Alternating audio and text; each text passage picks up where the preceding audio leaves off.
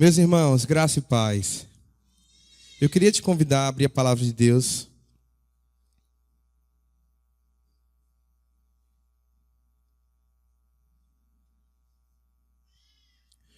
no livro de Atos dos Apóstolos.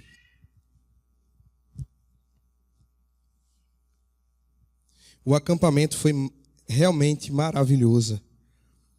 Eu ainda estou rouco. Fui me recuperando de um resfriado. E, rapaz, você cantar, eu acho que foram 6 ou foram 7 cultos que a gente teve que cantar. Depois do terceiro culto, eu pedi ajuda aos universitários. Eu cantava, metade da palavra não saía, de tão rouco que estava a voz. Mas, como a gente não é daqueles que retrocedem, a gente ficou até o final. Obrigado, meu irmão. E foi maravilhoso, foi muito edificante, foi muito bom mesmo. Sinto-me muito feliz e honrado de poder mais uma vez estar aqui, podendo apreciar uma porção da palavra junto com os irmãos. É de grande responsabilidade subir nesse púlpito e ver uma igreja tão linda, repleta de pessoas que estão sedentas pela palavra de Deus, sedentas pela presença do Senhor, por ouvir uma porção, um direcionamento de Deus, por ser edificado, por ser exortado. E só de falar isso, o meu interior treme. Porque quem sou eu? Eu não sou nada, irmãos. Saibam plenamente disso. Eu só vim aqui nessa noite cumprir um papel específico de expor uma porção da palavra de Deus de maneira humilde, de maneira simples, e queira eu que todos possam compreender a exposição dessa palavra. Então será uma exposição de maneira também didática.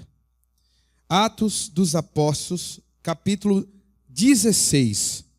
Vamos apreciar uma porção onde talvez uma grande porcentagem aqui do auditório já conheça essa história, já conheça esse trecho, já tenha talvez assistido, deleitado de inúmeras pregações expondo os detalhes que abrangem essa perícope, essa porção da palavra de Deus.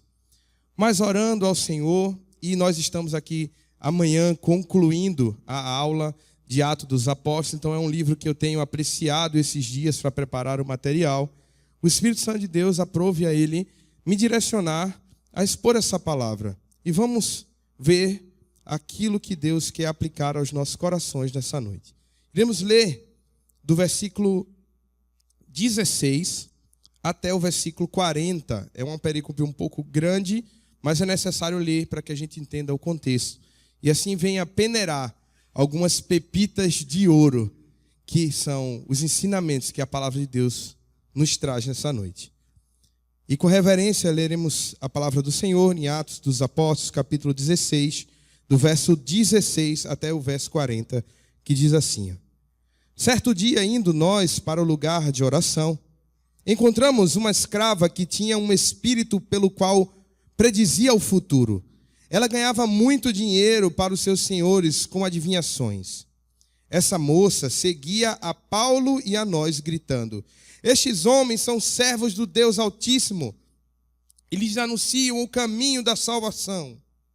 Ela continuou fazendo isso por muitos dias.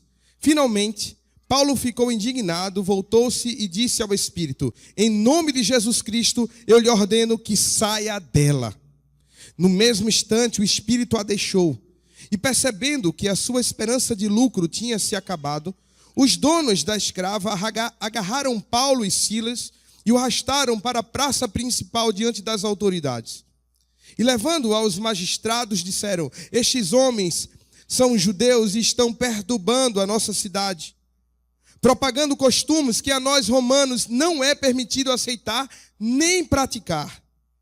A multidão ajuntou-se contra Paulo e Silas, e os magistrados ordenaram que lhes tirassem as roupas e fossem açoitados.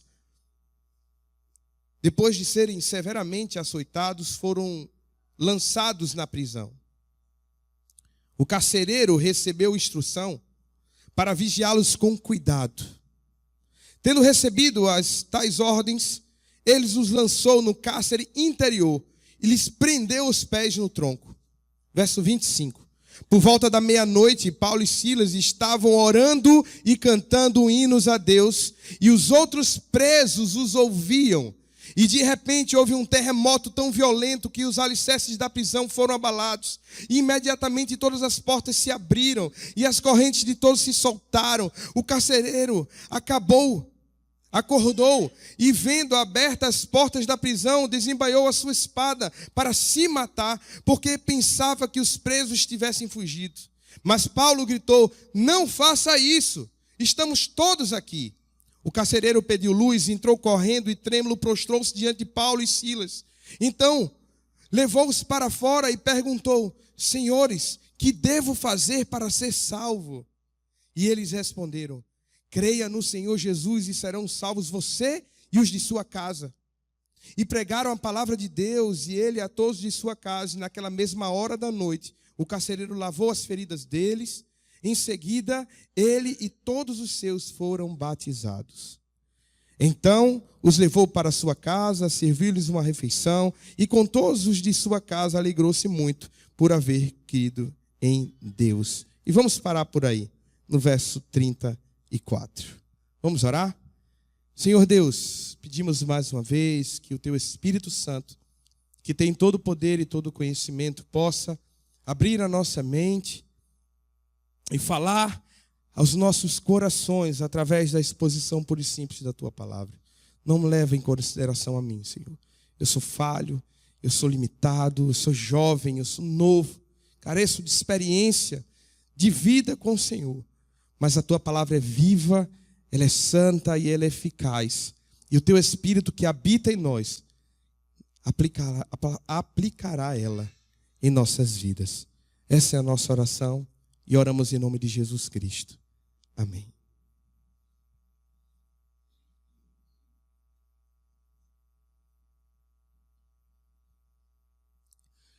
Nós acabamos de ler, como eu falei, uma história muito conhecida na vida do apóstolo Paulo e do irmão Silas. Paulo, ele fez algumas viagens missionárias que Lucas, um médico evangelista, descreve no livro de Atos dos Apóstolos. Essa viagem aqui, esse momento aqui, na realidade da viagem, faz parte da segunda viagem missionária do apóstolo Paulo.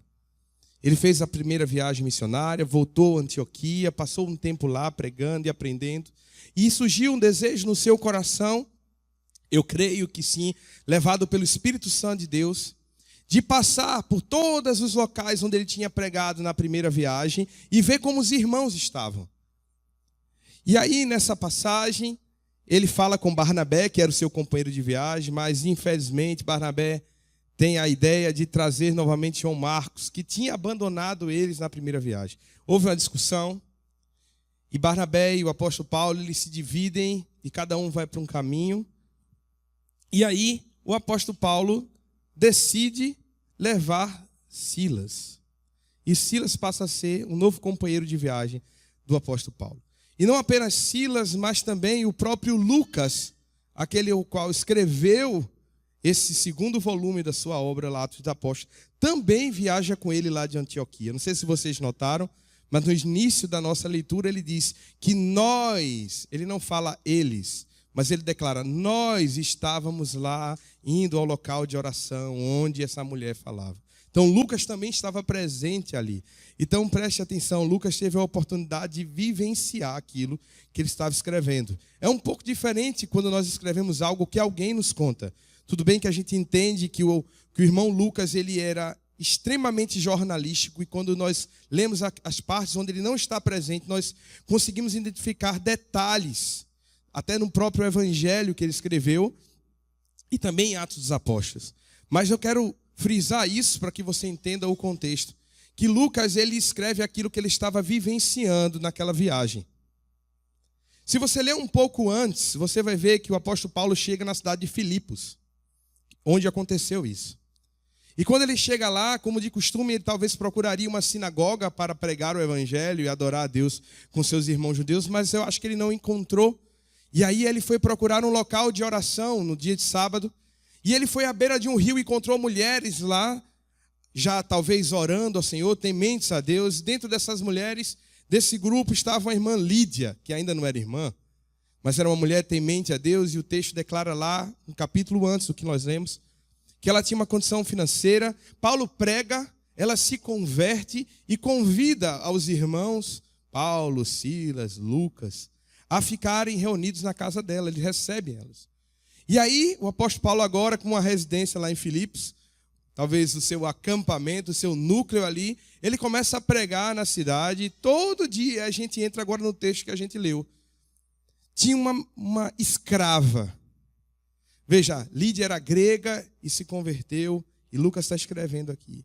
Agora, nas pregações de Paulo, Lucas ele descreve um acontecimento, uma escrava que era possuída por um espírito que fazia com que ela adivinhasse, em troca de ganho financeiro para os seus donos. E toda vez que Paulo, Silas, Lucas passava lá, ela gritava aquilo que nós lemos. Eles são enviados de Deus, eles estão pregando o caminho da salvação. E aquilo foi passando os dias, e teve um momento que Paulo explodiu. O texto diz que ele se indignou, ele para e diz: espírito imundo, sai em nome de Jesus. E aquele espírito sai daquela mulher. E aí o que aconteceu, irmãos? Os donos daquela escrava ficaram furiosos, porque não iam ganhar mais dinheiro com aquelas adivinhações. E eles se levantam contra Paulo, levam até a praça. O magistrado romano, os líderes romanos daquela província, decidem que deveria ser penalizado Paulo e Silas. E qual foi a decisão? Arranque as roupas dele. Humilhação. Deixe eles seminus. Estavam sendo humilhados perante a multidão. Mas não para por aí não. Desce o sarrafo neles, chicoteia eles. E eles apanharam naquele momento. Ficaram cheios de feridas. Nós sabemos disso porque lá na frente o carcereiro limpa as feridas dele. Então não foi um chicotezinho, não foi aquela pizinha que a mãe da gente batia na gente de, sei lá, de sandália ou cipó de goiabeira que ficava as marquinhas, não. Foi chicote, talvez azorrague, que era um tipo de chicote que existia, que na ponta existiam ossos, flagelos de osso. E aquilo ali, quando batia, irmãos, abria assim, feridas até semi-profundas. Talvez eles tinham perdido sangue e ficaram sujos, todos lapeados. E depois disso não parou por aí, a sentença ia mais além. Prendam eles, joguem eles no cárcere. E aí chega no momento onde chegam a missão do carcereiro: cuidem deles, vigiem esses caras, não deixem eles fugirem, não deixem eles escaparem. O que é que o carcereiro faz? Então tá bom, não vou prender ele apenas numa prisão normal não, eu vou jogar ele lá na prisão interior. Era um buraco, irmãos. Era um buraco com a grade que tinha embaixo, era terrível. E dentro dessa prisão interior eles ainda ficaram com os pés e as mãos amarradas em um tronco.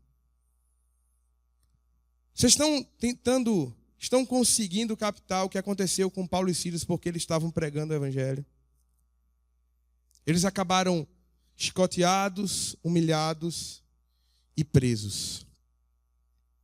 E dentro desse texto, que tinha tudo para ter um desfecho ruim, algo sublime aconteceu. E a questão é: por que aconteceu?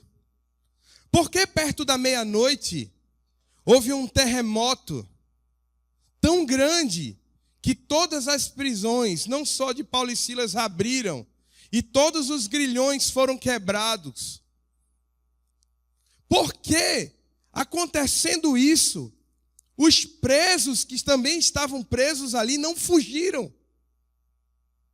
Porque talvez se fosse um de nós que estivesse preso ali até injustamente, como Paulo e Silas, tivessem tido a oportunidade de correr e fugir dali, e desaparecer de Filipos e não ser morto, ou não apanhar novamente, ou não ser humilhado novamente. Por que isso não aconteceu? Porque no final da história, nós vemos o próprio carcereiro, que talvez tenha sido um dos soldados que humilhou e bateu em Paulo e Silas, que o prendeu, que o chicoteou, porque no final dessa história nós vemos eles como nova criatura, como cristãos, batizados, não apenas ele, mas toda a sua casa. Por que isso aconteceu? A primeira lição que eu tiro nesse texto, nessa noite, preste bem atenção, que as nossas escolhas fazem toda a diferença. E Paulo e Silas tiveram que escolher algo naquela noite: murmurar ou adorar. O que desencadeou todo o processo do milagre e da transformação e de tudo o que aconteceu naquela noite foi a escolha de Paulo e Silas de não se queixar, de não murmurar, de não indagar a Deus o porquê daquelas coisas, mas eles decidiram adorar a Deus. Como têm sido as suas escolhas? Talvez você entrou aqui passando por um momento difícil da sua vida. Porque a vida é feita de momentos, e o que separa uma alegria de outra é uma tristeza. O que separa um momento de alegria de outro momento de alegria é, muitas vezes, um momento de tristeza, um momento de dificuldade. Talvez você tenha chegado ao limiar de perguntar: por que isso está acontecendo comigo, Deus? Por que eu tenho pregado a tua palavra? Eu tenho falado do Senhor, eu tenho buscado ter uma vida de santidade, eu tenho buscado conhecer a tua palavra, viver a tua vontade, porque talvez você tenha chegado nesse limiar. E nesse momento você tem que escolher, irmão. Queridos, nós temos que escolher entre murmurar e adorar. Porque perguntar não ofende. Já ouviu essa expressão? O problema é como nós perguntamos e o que a gente faz depois de indagar. Se nós começamos a reclamar, a murmurar da situação, talvez a gente não passe por aquilo que Deus tinha preparado para nós. Talvez. Qual tem sido a sua escolha no momento de tribulação? Murmurar ou adorar? Qual tem sido a sua escolha nos momentos da sua vida? Murmurar ou adorar? Paulo e Silas escolheram orar, adorar ao Senhor. Escolha a melhor parte, querido. Escolha estar aos pés do Senhor. Escolha buscar a Deus, independente das circunstâncias. Porque existe o outro lado da moeda. Parece que quando as coisas se apertam, e aí a gente chega no momento de ter que fazer essa escolha, e muitas vezes o que chama, graças a Deus, escolhe adorar o Senhor. Escolhe buscar se quebrantar a Deus. Olha, rapaz, apertou o parafuso, o caba começa a vir no culto de oração. Se tem, olha, bateu o cadeado, o irmãozinho está aqui para orar, para buscar a Deus, para fazer alguma coisa. Mas o outro lado da moeda é que às vezes quando está tudo bem, quando está tudo maravilhoso, a gente também não escolhe adorar a Deus. A gente escolhe curtir a vida, a gente escolhe os amigos, a gente escolhe as festas, as programações. Não estou dizendo que é errado. Mas a adoração a Deus, a vontade de buscar a presença do Senhor vai ficando em segundo plano, em terceiro plano, em quarto plano, e vai ficando encostada. Aí parece que é necessário a gente passar por momentos difíceis para isso ser evocado mais uma vez nas nossas vidas. Só que aqui não foi o caso. Eles estavam buscando a Deus, estavam pregando o Evangelho, mas mesmo assim, passaram por um momento difícil e tiveram que escolher entre murmurar, entre reclamar. Eles tinham todo o direito, talvez, não direito, mas tinham a razão, ou talvez o cenário dava a eles a possibilidade de dizer: mas Deus, eu não estou entendendo. Eu estou pregando, eu estou buscando o Senhor, estou fazendo a tua obra, o teu Espírito Santo que me trouxe aqui, eu expulsei o demônio da mulher. Em nome de Jesus, ela está liberta lá, tendo uma nova perspectiva de vida, porque eu estou aqui. Eles tinham, talvez, razão de indagar e de reclamar, mas eles escolheram adorar a Deus. Vocês estão entendendo? Que o Espírito Santo fala ao coração de vocês. Às vezes a gente está reclamando, a gente está escolhendo reclamar por pequenas coisas, irmãos. Porque não tem manteiga, só tem margarina. O negócio apertou um pouquinho, não tem carne, só tem frango. Não tem frango, só tem ovo. Não tem ovo, só tem hambúrguer, sei lá, empanado. Se chove, né, Joana? Como a gente falou hoje. Se chove, a gente reclama. Aí se faz show, a gente faz o quê? A gente reclama porque está calor. E se está nublado, a gente reclama porque não sabe se vai chover. E não pode se programar. Às vezes a gente acaba reclamando de tudo. E nas pequenas coisas, imagine quando o negócio apertar. Ou vocês acham que a igreja, hoje, no Brasil, é perseguida? Irmãos, a gente está sendo perseguido assim, ó, um tiquinho assim. Vai ter um momento que realmente nós seremos perseguidos e mortos por conta desse evangelho. Não se enganem, talvez não na nossa geração chegue a esse patamar, mas a palavra de Deus fala isso para nós. Que nós no mundo passaremos por aflições, mas creiam, porque Cristo venceu o mundo. E nesses momentos de aflição nós teremos que escolher entre reclamar e adorar a Deus. Posso deixar uma dica para vocês? Diga assim. Não, eu acho que é não, né? Deixa eu falar. Posso deixar uma dica para vocês? Diga assim. Escolha adorar. Escolha adorar. Independente da circunstância, como diz o nordestino, sangue batendo na canela. Escolha adorar a Deus. Quando eu digo adorar a Deus, não é só cantar, não. Escolha estar na presença de Deus, escolha se prostrar perante o Senhor, orar a Ele, clamar a Ele, adorar, cantar, exaltar o nome do Senhor, independente das circunstâncias. Essa é a dica que eu dou para você. Escolha a presença de Deus, porque mesmo em meio à tempestade, mesmo em meio à luta, o Senhor é o nosso refúgio, é o nosso baluarte, Ele é a nossa salvação. Paulo e Silas escolheram adorar a Deus e por conta disso, tudo foi diferente naquela noite. Desencadeou um processo de transformação naquele lugar. Desencadeou um processo de restauração naquele lugar, de mudança naquele lugar. E a segunda coisa que eu trago hoje como ensinamento para nós é uma pergunta. Como nós temos influenciado as pessoas ao nosso redor? Nós escolhemos adorar a Deus e quando fazemos isso, nós passamos uma mensagem para as pessoas que estão ao nosso redor. Nós passamos uma mensagem de esperança, de mudança, de transformação. Nós brilhamos Cristo. E a questão é, talvez muitas vezes passa despercebido o que aconteceu. Depois da escolha de Paulo e Silas naquela noite, e antes da conversão do carcereiro e da sua família, algo aconteceu naquele lugar. Entre meia-noite e um pouco antes de meia-noite, e nas primeiras horas da madrugada, quando o carcereiro é descido às águas, entrega a sua vida a Jesus, outra coisa aconteceu naquele lugar, naquele ambiente.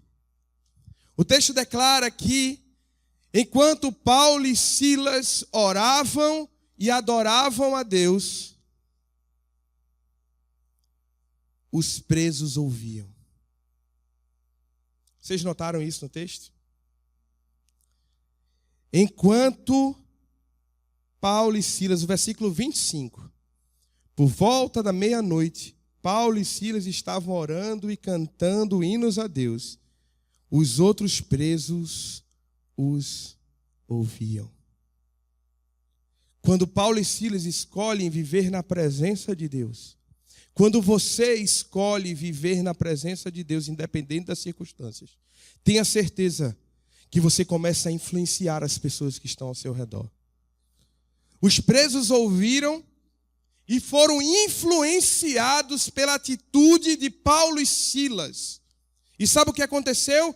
Todas as cadeiras se abriram, todos os grilhões foram quebrados, mas ninguém fugiu. Ficou todo mundo no meio. Isso é um milagre, irmãos. Talvez a gente não entenda, porque a gente fica tão fixo na história do carcereiro, que esse acontecimento passa despercebido. Vou fazer aqui uma paráfrase. Imagina se Paulo e Silas estivessem no Aíbal Bruno. E eles começassem a cantar, e de madrugada, todas as celas se abrissem. O que é que vocês acham que ia acontecer? O normal, irmãos. Ia ser preso matando preso, ia ser gente correndo para lá e para cá, ia ser policial morrendo. Olha, a penitenciária ia virar um inferno. Ia ou não ia? Mas naquela noite, por conta da influência de Paulo e Silas e da presença de Deus que foi evocada por eles, através da adoração, ninguém fugiu. Não houve tumulto, não houve briga, não houve confusão. Todos permaneceram ali. Talvez por medo, eu não acredito, irmãos. Talvez até ficaram com medo quando o negócio começou a tremer. Mas quando parou de tremer e tudo aberto, é cada um por si. Se não fosse a presença de Deus, se não fosse a influência da atitude daqueles homens, porque não tem como a gente não conjecturar e não pensar. Na cabeça daqueles presos, pensando, como é que pode? Eles chegaram aqui ensanguentados, seminus, humilhados, estão presos na escuridão, mas estão adorando a Deus. Algo está acontecendo e no meio daquilo dali começa um terremoto, tudo se abre.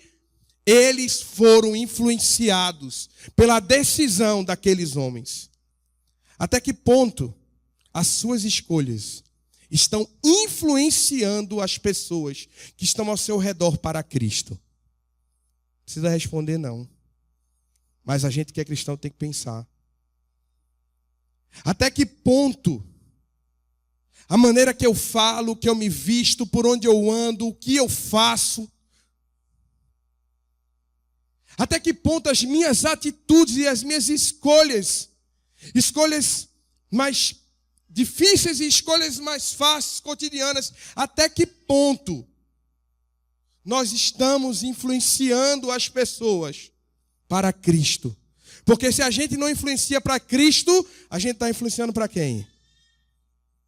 Para o diabo, meu irmão. Não se engane, não. Só há dois caminhos, céu e inferno. Só há luz e trevas. Se você não influencia para a luz, você pode estar sendo até bonzinho, mas você acaba influenciando para as trevas. Está na nossa decisão. Como a gente vive, as pessoas estão de olho em nós. As pessoas escutam o que a gente fala, não se engane. Há uma nuvem de testemunha enxergando tudo o que você faz. E nós sempre temos pessoas ao nosso redor que são influenciadas por nós. Você diz, mas eu não prego, eu não estou aqui em cima, tudo bem, mas se você tem filho, você influencia seus filhos. Se você tem primos, você influencia seus primos. Se você tem irmãos, você está influenciando. Pai, mãe, vizinho, sempre, funcionários, amigos de trabalho, de faculdade, nós sempre estamos influenciando pessoas ao nosso redor.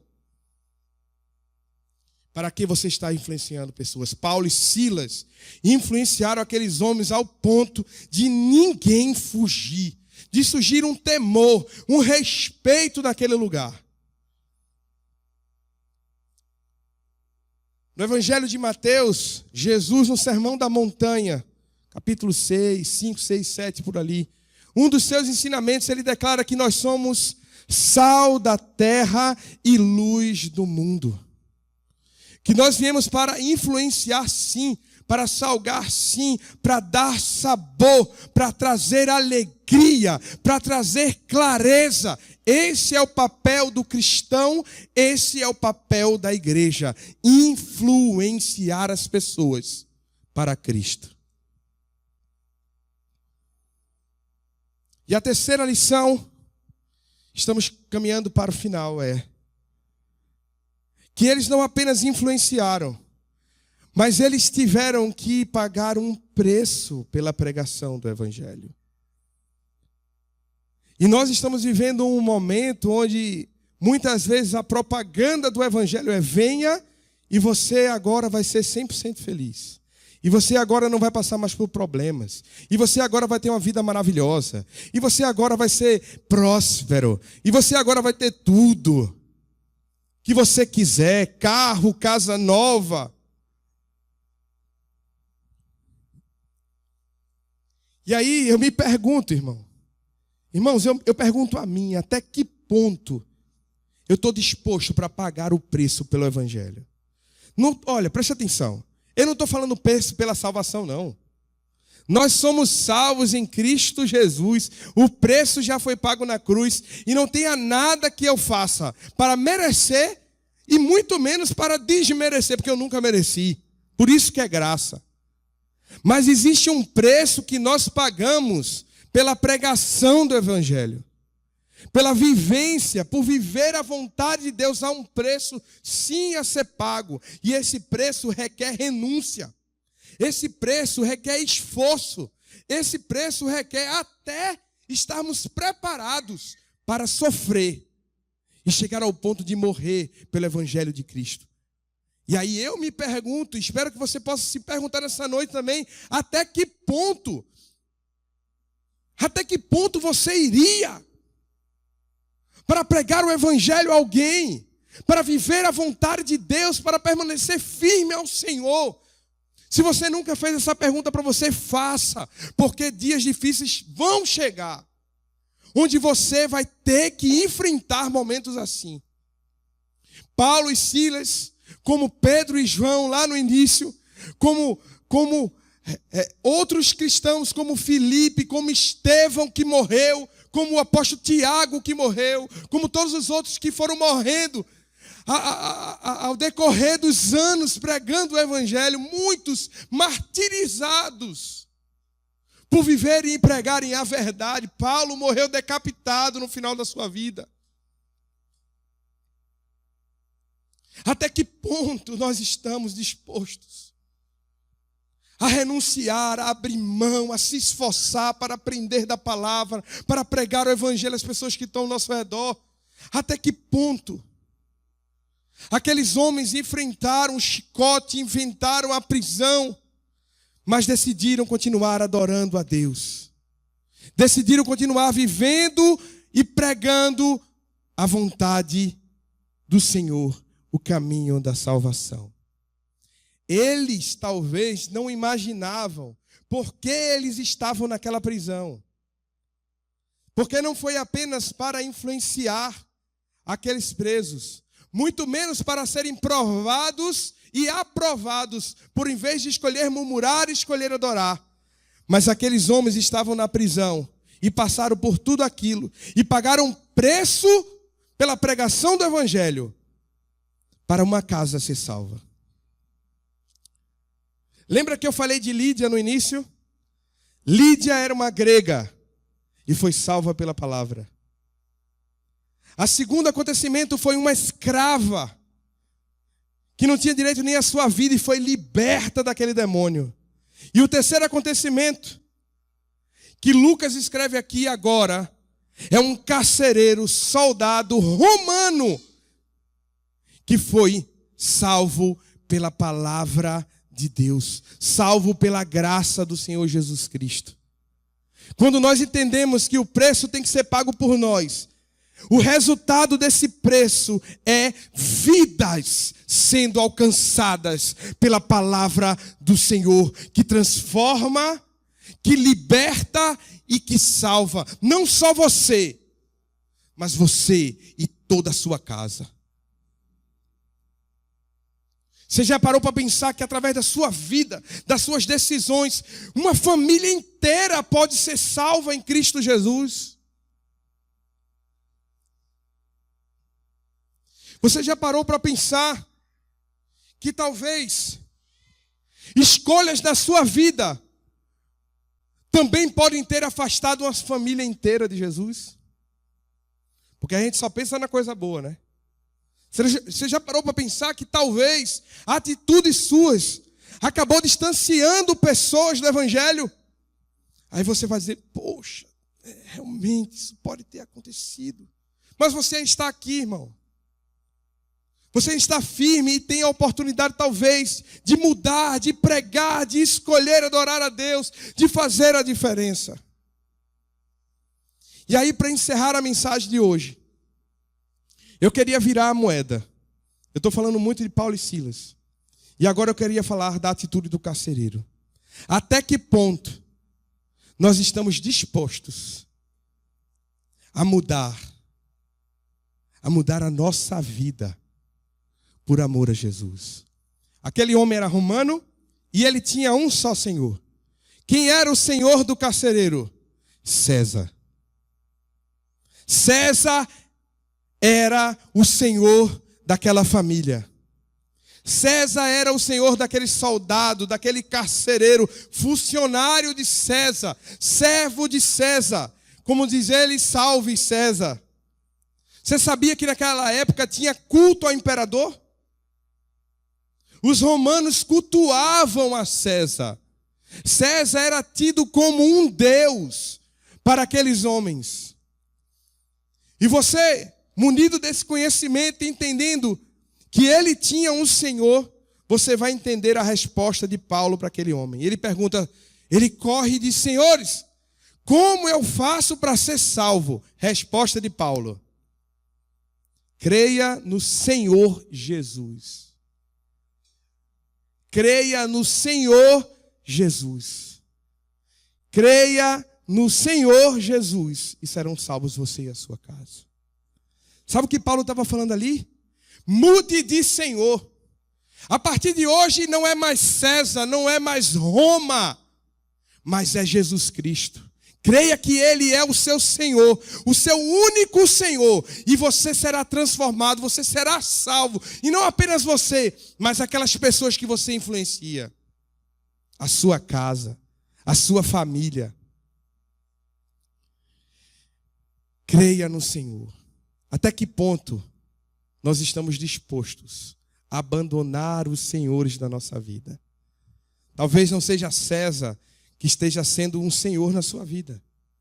Talvez seja o dinheiro, talvez seja o seu marido, talvez seja a sua esposa, os seus filhos, o seu negócio.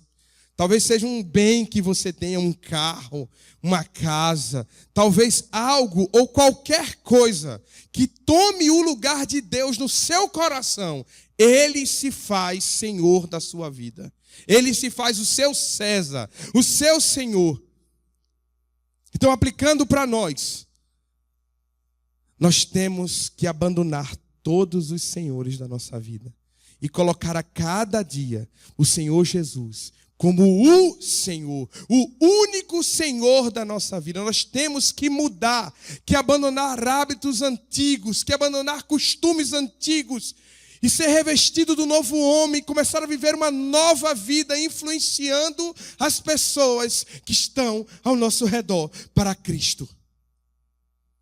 E aí talvez passaremos noites como a de Paulo e Silas, mesmo em momentos difíceis, adorando a Deus, vendo o milagre do Senhor acontecer na vida dos outros e na vida da nossa família. Irmãos, agora encerrando de verdade, queria chamar o Ministério Louvor, a gente vai cantar uma canção, mas eu queria também fazer com que você pensasse um pouco no fechamento do que aconteceu naquela noite. Deus sabia de tudo, Deus arquitetou um plano, onde colocou Paulo e Silas para passar por tudo aquilo, para que a palavra de Deus chegasse ao carcereiro. Deus é um Deus que se faz como um pastor, que deixa as 99 ovelhas no aprisco e vai atrás daquela ovelha perdida lá longe. Ele não faz acepção de pessoas. Ele quer alcançar através da graça a vida de todos. Jesus morreu na cruz para que todo aquele que nele crê não pereça, mas tenha a vida eterna. Ele faz com que seus servos paguem o preço, até de ser chicoteado, até de ser humilhado, até de ser perseguido, para que alguém escute a palavra de Deus. E talvez esse alguém esteja aqui nessa noite. Talvez o percurso contrário aconteceu. Deus moveu para que você viesse até aqui, ou para que você entrasse no canal do YouTube, para que você ouvisse essa mensagem. Talvez você esteja hoje na pele do carcereiro. Alguém que até já falou mal do evangelho, alguém que até perseguiu, alguém até que não acredita de jeito nenhum que o seu Senhor é outro. Mas Deus, Ele moveu, Deus, Ele organizou, Deus arquitetou tudo para que você pudesse ouvir essa mensagem e entender que se você crê que Jesus Cristo é o Senhor, isso implica em único e suficiente Salvador, será salvo você e toda a sua casa. E eu queria cantar uma canção com vocês, que fala um pouco sobre esse amor. Vamos ficar de pé?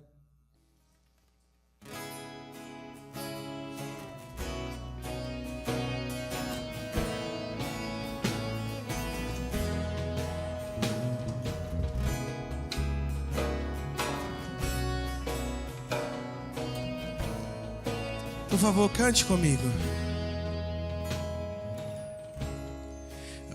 Antes de eu falar, tu cantava sobre mim. Tu tem sido tão, tão bom pra mim. Escolha adorar ao Senhor. Antes de eu respirar, sopraste tua vida em mim. Escolha adorar o Senhor independente das circunstâncias. Tu tens sido tão, tão bom pra mim. Oh, impressionante, infinito, ousado amor de Deus. Oh, que deixa as 99 só pra me encontrar. Não posso comprá-lo, nem merecê-lo, mesmo assim se entregou. Oh, impressionante, infinito, ousado amor de Deus.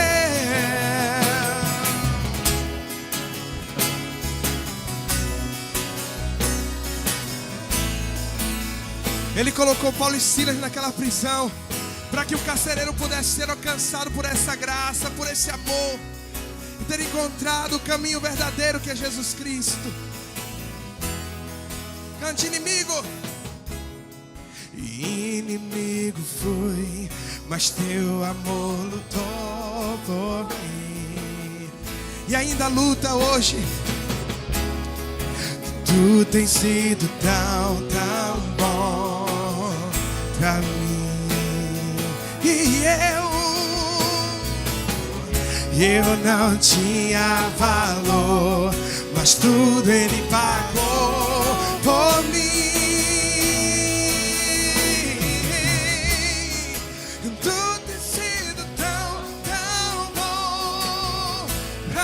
Se você foi alcançado por esse amor, adore. Oh, impressionante, infinito, ousado amor de Deus. Oh, que deixa as 99 só pra me encontrar. Não posso comprá-lo, nem merecê-lo, mesmo assim se entregou. Oh, impressionante,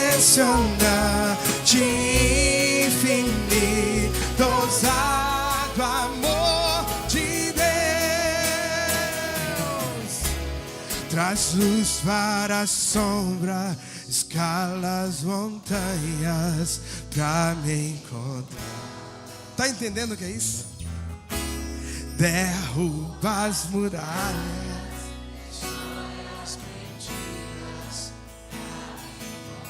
Abre as portas da prisão, Ele faz tudo. Traz luz para as sombras, escala as montanhas pra me encontrar. Eu creio que Ele te encontrou. Derruba as muralhas, destrói as mentiras pra me encontrar. Traz luz para as sombras, escala as montanhas. Eu creio que Ele vai encontrar aquele teu filho, o teu marido, a tua esposa. A graça do Senhor vai ser derramada sobre a sua casa, sobre a sua família. Creia nisso, irmãos. Oh, impressionante, infinito, ousado amor de Deus. Oh, que deixa as 99 só pra me encontrar. Não posso comprá-lo, nem merecê-lo mesmo.